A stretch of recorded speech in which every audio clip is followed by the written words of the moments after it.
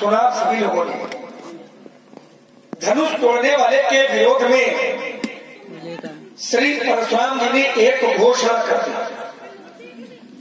जय शिवधनु तोरा साहस भाव सब सोरिप मोरा सोब लगाओ बिहाई समाजा और न तुम्हारे जंग है सब राजा। धनुष तोड़ने वाला सो बिलगाम अलग कर दिया गया और धनुष तोड़ने वाला यदि समाज से अलग न किया गया तो महात्मा जी के द्वारा व्यवहार क्या किया जाएगा? तो कह रहे हैं कि सब राजा मारे जाएंगे। धनुष तोड़ने वाला यदि समाज से अलग न किया गया तो समस्या फिर राजाओं के ऊपर है और राजाओं में भी एक दो राजा न मारे जाएंगे। कह रहे हैं न तुम्हारे नहीं है साहब, बढ़िया दंड विधान है, अच्छी न्याय संहिता है। यदि धनुष तोड़ने वाला अलग न हुआ तो सभी राजा मारे जाएंगे। एक ऐसी ही घोषणा परशुराम जी ने और की है। कब? जब सुनत बचन फिर अनत निहारे देखे चाप खंड मही डारे अतरिस बोले बचन कठोरा और कहु जड़ जनक धनुष के ही तोड़ा। धनुष किसने तोड़ा है उसका नाम बताओ। कहीं तोड़ा, किसने तोड़ा, नाम बताओ। और नाम बताना यदि संभव ना हो तो परशुराम ने कहा कि वेग दिखाओ। वेग माने जल्दी और दिखाओ माने दिखाया जाए। या तो धनुष तोड़ने वाले का नाम बताया जाए और यदि नाम न बताया जाए तो फिर धनुष तोड़ने वाला हमको दिखाया जाए। परशुराम जी ने कहा राजा से कि राजा तुमने नाम भी न बताया और तुमने दिखाया भी नहीं, तो करूंगा क्या? कहा जहां तक तुम्हारा राज्य है मैं तुम्हारे राज्य की पूरी धरती ही पलट दूंगा। वेग दिखाओ मूढ़ नद आजू और उलटाऊ मही जहां लगी तू राजू। जहां तक तुम्हारा राज्य है मैं तुम्हारे राज्य की धरती पलट दूंगा। जिस समय यह घोषणा सभागार में उपस्थित सभी सभ्रांत जनों ने सुनी, स्थिति में परिवर्तन हो गया। सुर मुनि नाग नगर नर नारी सोच ही सकल त्रास उर्भारी मन पछतात सीय महतारी विधि अब सबरी बात बिगारी भगवती कर स्वभाव सुन सीता तो अर्थ निवेश कल्प सब बीता। अर्थ अर्थ माने आधा और निमिष निमिष एक समय की इकाई है। निमिष एक समय की इकाई है। कोई पूछे कि निमिष कितने समय को कहते हैं तो उसका उत्तर है कि आंख की पलक गिरने में जितना समय लगता है उसको निमिष कहते हैं। आंख की पलक गिरने में जितना समय लगता है उसको निमिष कहते हैं। अब आंख की पलक गिरने का जो समय है बहुत छोटा समय है, बहुत छोटा। यहाँ तक कि हम लोग जान नहीं पाते हैं और लोग ग्रामीण भाषा में कहते थे पलक झपकते बहुत छोटा समय है, लेकिन इससे आधा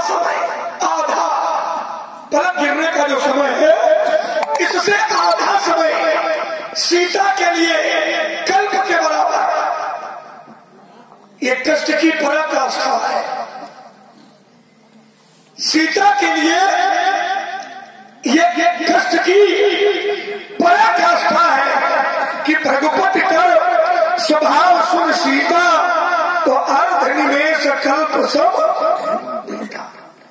सारी सभा भयभीत हुई और सारी सभा को डरा हुआ देखा हमारे भैया ने।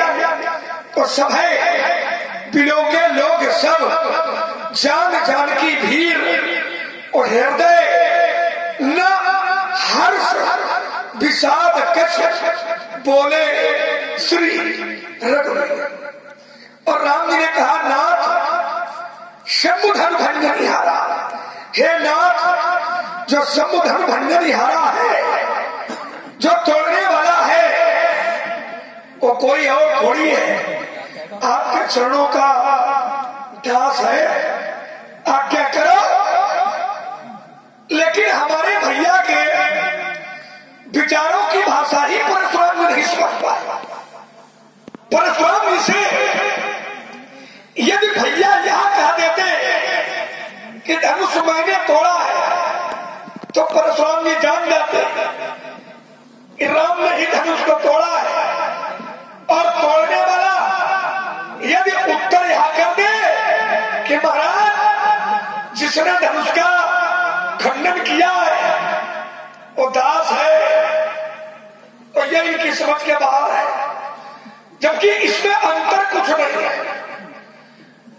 क्योंकि धनुष तोड़ने वाले की जो स्तुति है वो निर्विकार निरअहंकार शिष्टाचार और व्यवहार जगत ये लक्षण है। लोक व्यवहार निर्विकार निरअहंकार और शिष्टाचार ये लक्षण है। और धनुष तोड़ने वाले की जो प्रस्तुति है वो निरअहंकार के रूप में है। क्योंकि धनुष तोड़ने वाला यदि उत्तर यहां कर देता कि ये कार्य मैंने किया है तो ये मैं दम्भ के अर्थों में गिना जाता है, ये मैं अभिमान के अर्थों में गिना जाता है। कब जब कर्ता कोई कर्म करे और कोई पूछ दे कि ये किसने किया है। ध्यान देना, कर्ता ने कोई कर्म किया और किसी व्यक्ति ने पूछ लिया कि ये किसने किया है, और कर्ता अगर उत्तर यह करता है ये मैंने, ये मैं अभिमान के अर्थों में, ये मैं दम्भ के अर्थों में कहा जाता है। तो धनुष तोड़ने वाले ने यह नहीं कहा कि धनुष मैंने तोड़ा है। प्रश्न हुआ धनुष किसने तोड़ा? धनुष तोड़ने वाले ने कहा दास तुम्हारा, आपके दास ने तोड़ा है। विचार करिए, शिष्टाचार की इससे अच्छी भाषा दूसरी जगह देखने सुनने को मिलेगी। समाज है और समाज के लोग कोई छोटा सा कार्य कर दे, समाज है और समाज के लोग कोई छोटा सा कार्य करते हैं तो अपने को बड़ा मानते हैं और संसार को छोटा, अपने को स्वामी और संसार को सेवक। लेकिन धनुष तोड़ने वाले ने इतना बड़ा कार्य किया है कि समूचा त्रैलोक्य नहीं कर पाया है। इसके बाद भी वो अपने आप को बड़े के रूप में नहीं बल्कि छोटे के रूप में प्रस्तुत कर रहा है, अपने आप को स्वामी के रूप में नहीं बल्कि दास के रूप में प्रस्तुत कर रहा है। लेकिन शिष्टाचार की भाषा वह महाराज जी की समझ में आ जाए। चलिए कोई बात नहीं, भैया के विचारों की भाषा समझ आवे चाहे ना आवे, पर हमें पूरा विश्वास है कि हमारी भाषा बहुत जल्दी। भैया ने कहा दास तुम्हारा, परशुराम ने कहा राम वो दास थोड़ी है, वो तो सुनहु राम जय शिव धनु तोरा तो साहस बाहु सब सो रिपु, वो मेरा रिपु है, शत्रु है, वैरी है। मारी इन्होंने जो संबंध बनाया है धनुष तोड़ने वाले से, वो शत्रुता का है। क्या धनुष तोड़ने वाला शत्रुता के संबंध का पात्र है? अब वो भी परशुराम जी के लिए चिंतन किया नहीं है। क्यों नहीं है? क्योंकि धनुष तोड़ने वाला विप्र सेवी है, धनुष तोड़ने वाला विप्र सेवी है, धनुष तोड़ने वाला संत महापुरुषों की कृपा का पात्र है, धनुष तोड़ने वाला सामाजिक मर्यादाओं का पालन करने वाला है, धनुष तोड़ने वाला वयोवृद्धों का सम्मान करने वाला है। तो जो सामाजिक मर्यादाओं का पालन करने वाला हो, जो वयोवृद्धों का सम्मान करने वाला हो, जो संत महापुरुषों की कृपा का पात्र हो, जो ब्राह्मणों की सेवा करने वाला हो, ऐसा व्यक्तित्व और परशुराम जी संबंध बना रहे हैं शत्रुता का। बात नहीं समझ में आ रहा है। कोई पापी होता, कोई अधर्मी होता, कोई अत्याचारी होता और फिर परशुराम जी शत्रुता का संबंध बनाते, कुछ बात समझ गया। लेकिन धनुष तोड़ने वाला पापाचारी थोड़ी है, धनुष तोड़ने वाला अत्याचारी थोड़ी है, धनुष तोड़ने वाला अधर्मी थोड़ी है। तो जब वो सदाचारी है, जब वो शिष्टाचारी है, जब वो धार्मिक है, तो ऐसे व्यक्ति से शत्रुता का संबंध बनाना ये परशुराम के व्यक्तित्व को शोभा नहीं देगा। स्वामी जी प्रणाम। कल्याण अब महाराज जी बिल्कुल नहीं, मतलब बिल्कुल नहीं कहा, भैया नहीं, बिल्कुल नहीं कहा। अर्थ होता है कि कोई संदेह नहीं है नहीं। क्यों नहीं है? क्योंकि धनुष टूट गया।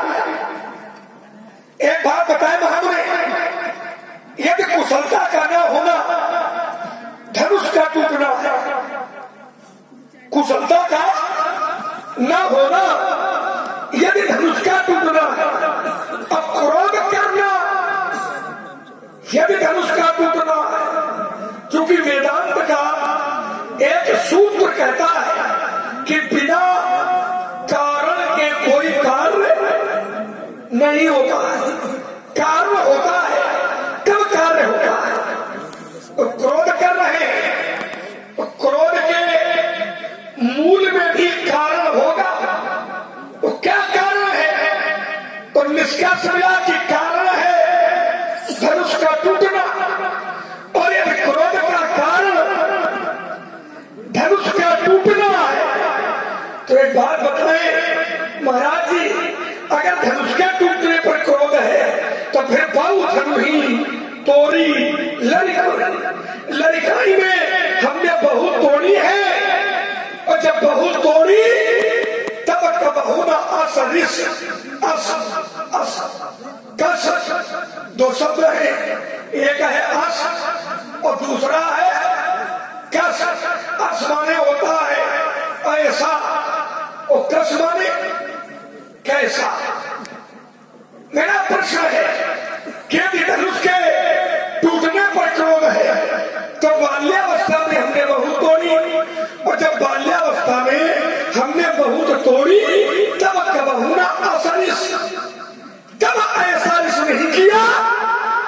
तो क्या धनुष के प्रति ममता ममत्व है धनुष के प्रति? और यदि है तो कई हेतु, इसका क्या हेतु है? राजकुमार लक्ष्मण तुम्हारा पहला बिंदु है कि परशुराम जी की घोषणा हो गई है कि सभी राजा मारे जाएंगे, हो गई है। कहता है 1-2 राजाओं को मारने से काम नहीं चलेगा। चल सकता था, नहीं चलेगा। कब चल सकता था? जब राजा जनक ने अपने प्रण की घोषणा जो बंदियों के माध्यम से कराई थी, यदि 1-2 राजाओं के लिए कराई होती तो हमारा कार्य 1-2 राजाओं को मारने से चल सकता था। लेकिन राजा जनक ने जब अपने प्रण की घोषणा बंदियों के माध्यम से कराई, कैट बजाए कहां पर मोरा, चले भाट ही हारत थोड़ा, बोले बंदी वचनवर सुनो सकल, महिपाल सभी राजा सुने।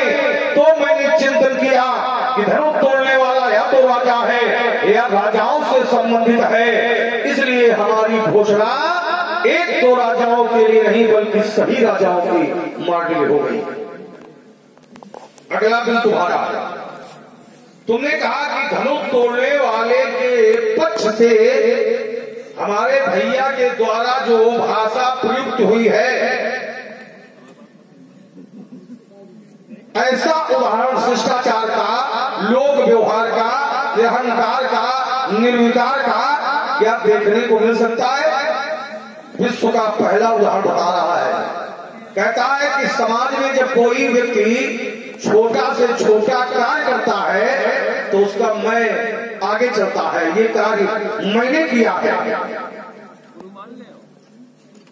राजकुमार लक्ष्मण ने बताया कि यदि धनुष तोड़ने वाले के पक्ष से हमारे भैया के द्वारा ये कह दिया जाता कि ये कार्य मैंने किया है तो अहंकार हो जाता। क्योंकि जहां पर मैं शब्द का प्रयोग हो जाता है वहां पर अहंकार हो जाता है ना। कोई आवश्यक नहीं है कि जहां पर मैं शब्द का प्रयोग हो जाए वहां पर अहंकार हो जाता है, ये कोई आवश्यक नहीं है। समर्पण की धरती पर खड़े होकर के यदि मैं शब्द का भी प्रयोग हो जाता है, समर्पण धरती की हो, धरती समर्पण की हो और मैं शब्द का यदि प्रयोग हो जाता है तो वहां पर अहंकार नहीं होता है। जैसे नाथ सकल संपदा तुम्हारी और मैं सेवक समेत सुत नारी, मैं शब्द का प्रयोग है, लेकिन क्या वहां अहंकार है? क्योंकि वहां पर समर्पण की धरती है और जहां जहां समर्पण की धरती होती है मैं शब्द का प्रयोग होने पर भी अहंकार नहीं होता है, और मैं शब्द का प्रयोग नहीं है फिर भी अहंकार, मैं शब्द का प्रयोग नहीं है लेकिन फिर भी अहंकार